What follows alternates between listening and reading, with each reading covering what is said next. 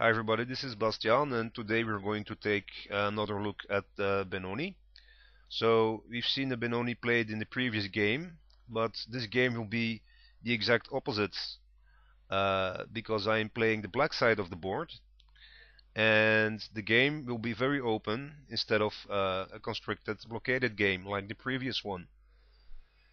So the game starts out with d4, knight to f6, c4, and now c5. c5 signals the Benoni against the d4 pawn move. In contrast to the previous game, the in-between moves, knight to f6 and pawn to c4, have been played. Now, white advances the pawn, typical continuation. And I could play e5 at this point, after which white can play e4 and I can play d6. So you're seeing a blockade variation appear, which somewhat favors white because he has more space behind the blockade, and this would lead to a position similar to the previous game. Note that in this position knight takes pawn is possible, but then white can play queen to e2 attacking the knight, and the pawn on e5 is unprotected and will lead to a discovered check. Black may play f5, but white can build up the pressure with knight to d2. So if knight takes knight, queen takes pawn check, bishop blocks, and bishop can take on d2. So the e4 move isn't unsound to try to blockade for white. However, the pawn trusts e5 wasn't played, and instead I opt for a more open game and play b5. b5 is the Benko gambit, and it is designed to sacrifice a pawn to undermine the pawn center of white, leaving the d5 pawn overextended and unprotected.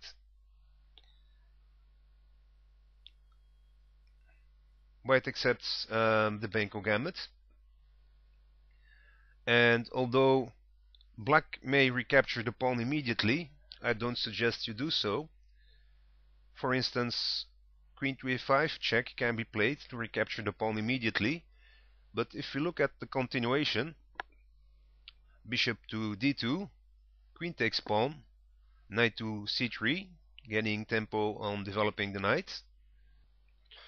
Now the move queen takes pawn is bad for black, because now white can play rook to b1 attacking the queen, which will lead to queen to a3 being the only safe square available, after which knight to b5 will attack the queen and prepare for a fork between king and rook. So there are very few places for the queen to move to.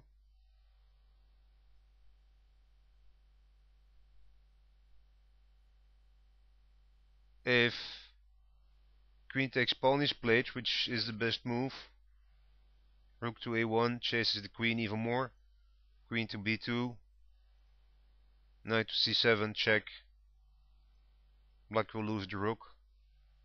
So that's a bad continuation for black.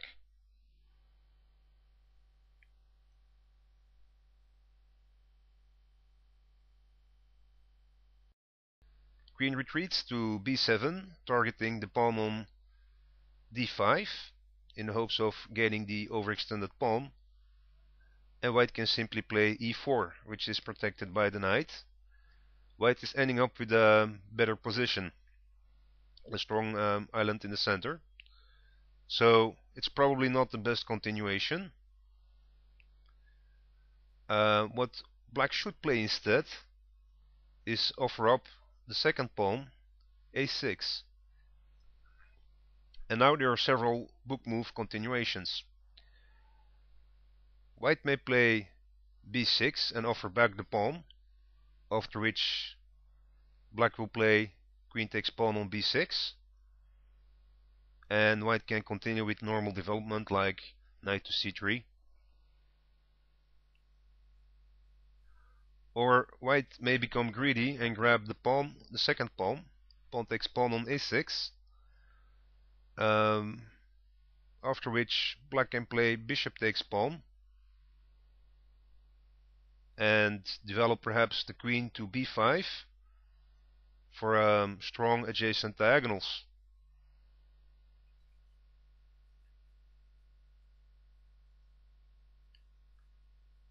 But none of those book moves were played.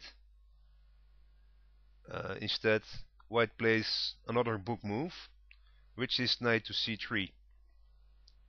And this opening is called the Nescafe Frappe attack. So the Nescafe Frappe is this.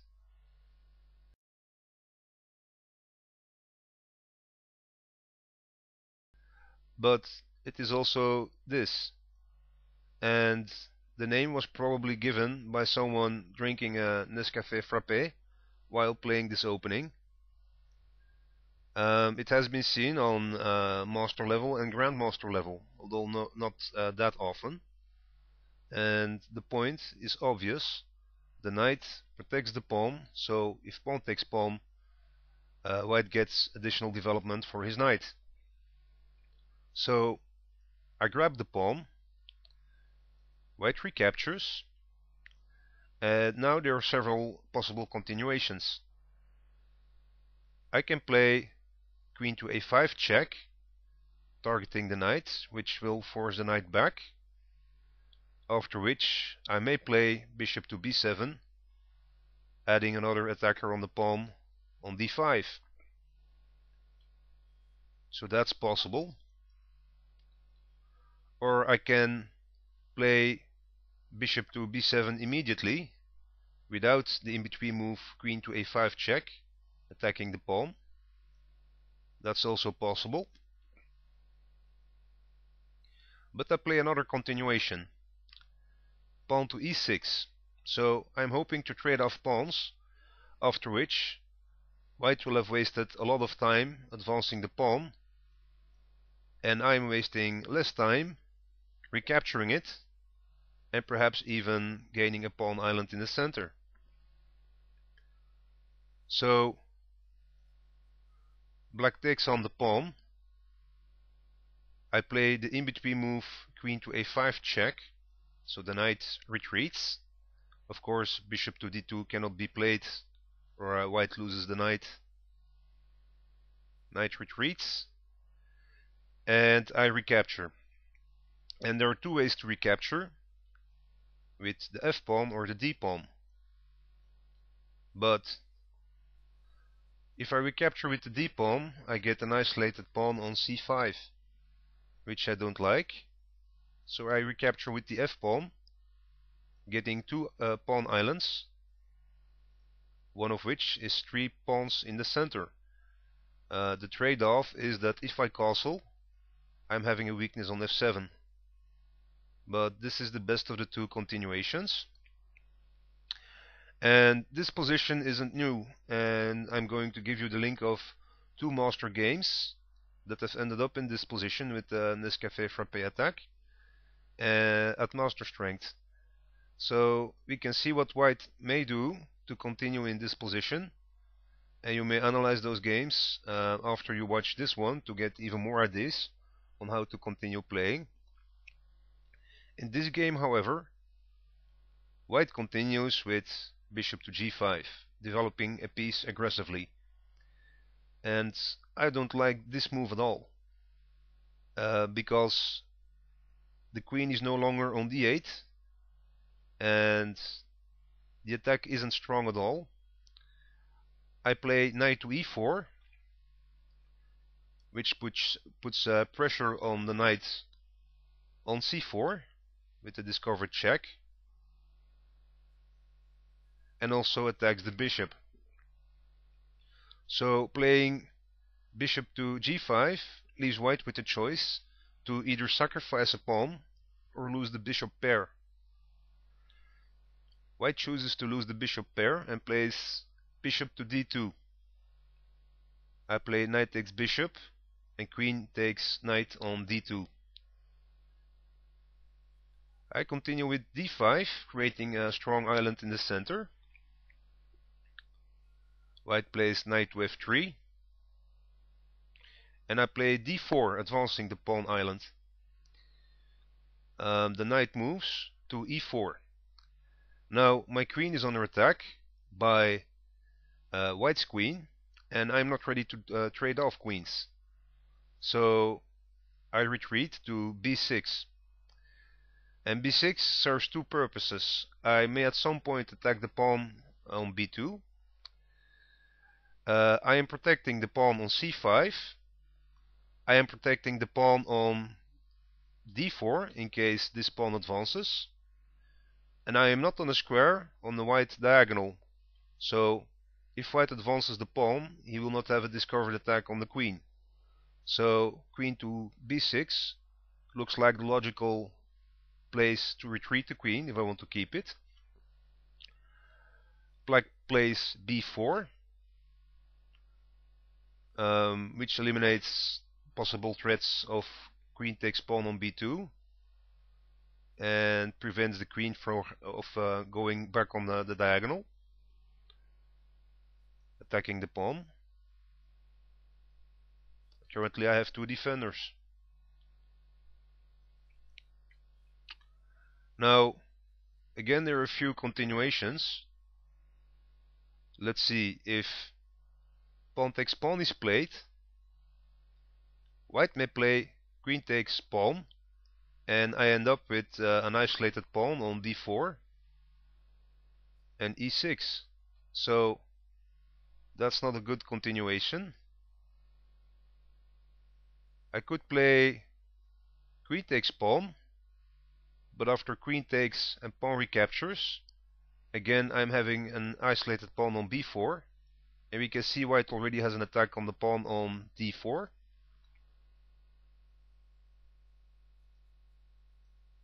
So I don't like that continuation. I could play c4, and as said before, the queen on b6 is now protecting the pawn on d4, and I may advance the c pawn even further. So we can see at this point that my pawn structure has remained intact, which is good. If queen takes pawn, I have the advantage of recapturing the pawn with the bishop. Now this pawn has become isolated, but I get a check in return, which will force white to move the king, and the king is in the open with a few pieces on the diagonal coming in, and this continuation is good for black. So black has plenty of compensation for the isolated pawn. So c4 is definitely an alternative. However, I play another move altogether. I start developing more pieces and play knight to a6. And this not only attacks the pawn on b4, it also protects the pawn on c5. So if the pawn captures the pawn on c5, I may get additional development with knight to c5. White captures the pawn. I recapture with the knight. So we see I still have a pawn island with two pawns on adjacent files. But also my knight is attacking the knight on e4, and currently it is not protected. White may play knight takes knight, after which I could recapture with bishop or queen. Bishop recaptures is best, of course, but now my pawn on d4 is double protected, and there's a huge risk of bishop to b4, pinning the queen on the knight, on the king. So if h3, a random move is played, white will lose the queen. Or if queen to c2 is played, I can play bishop to b4 check anyways. White may block, I may castle, and we can see a threat on the weak f2 pawn now.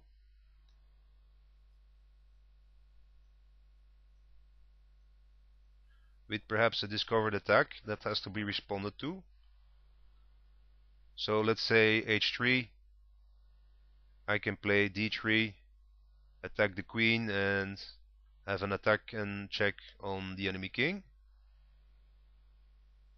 Alternatively, the position is so weak that I can even play rook takes pawn, and if king recaptures, d3 check, gaining the queen. So that's also possible.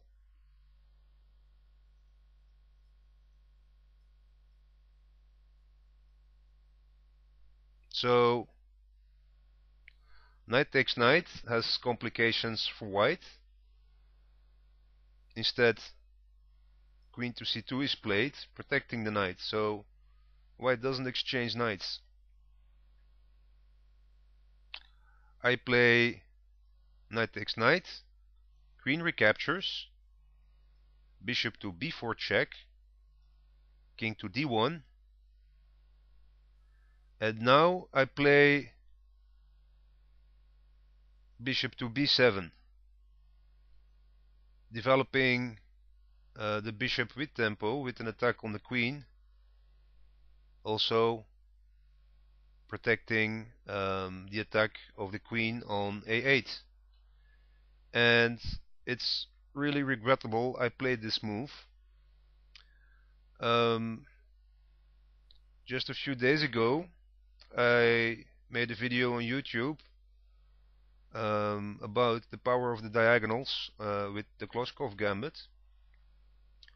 What I should have played is the same tactic, which would have been bishop to d7, even sacrificing the rook, allowing everything on the diagonal to attack the king, who is completely in the open. Game could have continued with queen takes rook check, king to e7, queen takes the second rook, so I am sacrificing both rooks for the attack. But now I could play bishop to a4 check, king to c1 forced, queen c5 check, king to b1 forced, queen to c2 mate. Alternatively,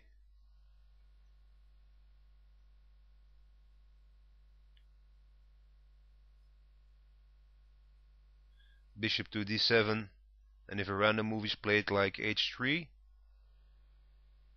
I could play bishop to a4 check, king to c1, bishop to a3 check, king to d2, queen a5 check, king to d3, queen to c3 checkmate. So if I wasn't so lazy and listened to myself a few days ago, I could have ended the game right here. And that just goes to show how universally applicable some of these game concepts are.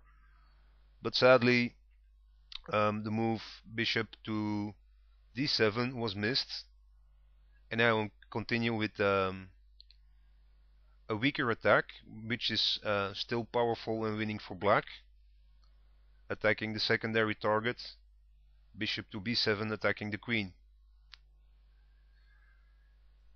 Queen moves to c2, I play d3, sacrificing the pawn.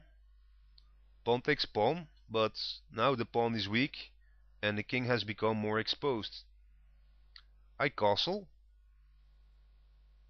bishop to e2. Now we are seeing white is sacrificing his pawn on f2 in order to protect against attacks, but we can see that if the pawns are doubled and the bishop is not there to protect, he will lose a pawn anyways. So bishop to e2 is perhaps the best white can think of.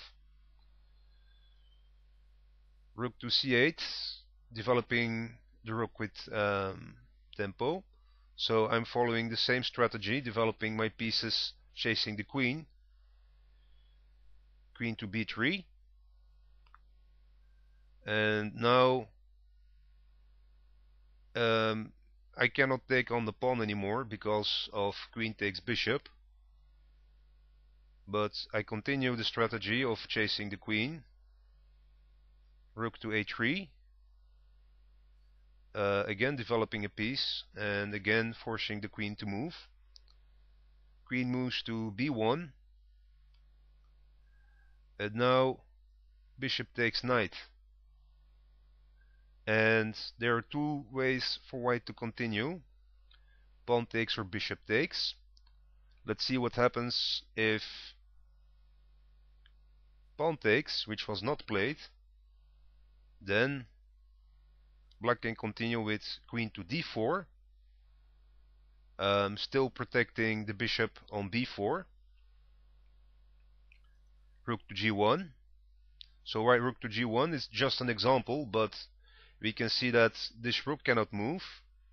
This queen cannot move anywhere, or it will be captured. And all that this bishop can do is retreat. So basically it's a retreating move, advancing of a pawn, or moving the rook. And we see also that this king is completely locked in and it cannot move at all. So after a move like rook to g1, I can play bishop to a5. So this isn't the simplest of mating patterns. Rook to g4, again no moves are possible. Queen to c3, looking for mate. And then after queen to c1 to prevent, queen to d2 checkmate.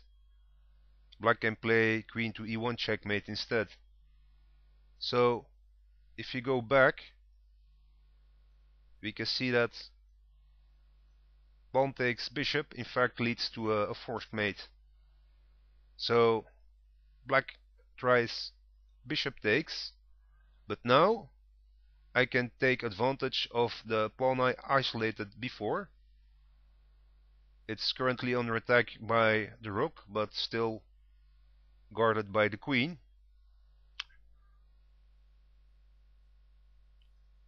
Queen takes pawn at this point, threatening mate on d2. So black can take on the bishop.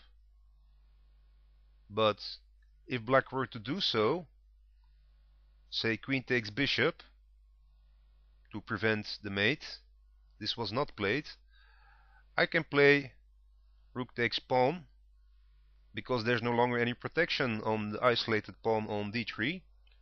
Check, forcing queen to d2 and ending up with rook or queen taking d2 checkmate. So queen takes pawn on f2 cannot lead to queen takes bishop on b4, or white will be mated.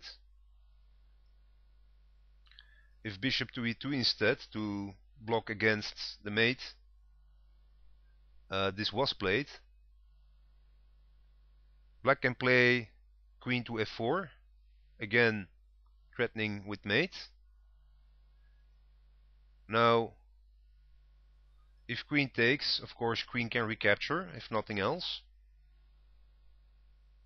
Queen to b2, and now again I need to attack the weak pawn on d3 because there's no longer any protection from the queen. We'll see the difference if we see how the variations end. So let's say if queen to d6 is played, with 2 attackers on the pawn and 1 defender. Then white can push the pawn with d4, still protected, but I have lost 1 attacker. So that doesn't seem to work. Instead, if I play queen to e3, white cannot push the pawn with, say, d4, because then I can simply play rook to d3. So I don't have to grab the pawn, I just have to get behind it. Bishop takes rook, queen takes d3 check, forcing queen to d2, after which queen takes queen mate. If white plays something else like d4, let's say h3, I can play rook takes pawn check, bishop takes rook, queen takes check, queen to d2, queen takes queen mate. So that doesn't seem to work either. Finally, and this was played, queen takes bishop. And now rook takes pawn doesn't seem to work because of bishop recaptures, queen captures check, and now queen to d2 will block the check. But I have another mating pattern. I play rook takes pawn instead, and now I'm threatening queen takes bishop on e2 mate. So white recaptures the rook, and I play rook to c1 mate. So that's an example of playing against an Nescafe Frappe attack. I hope you enjoyed the video. Thanks for watching, and please leave a comment.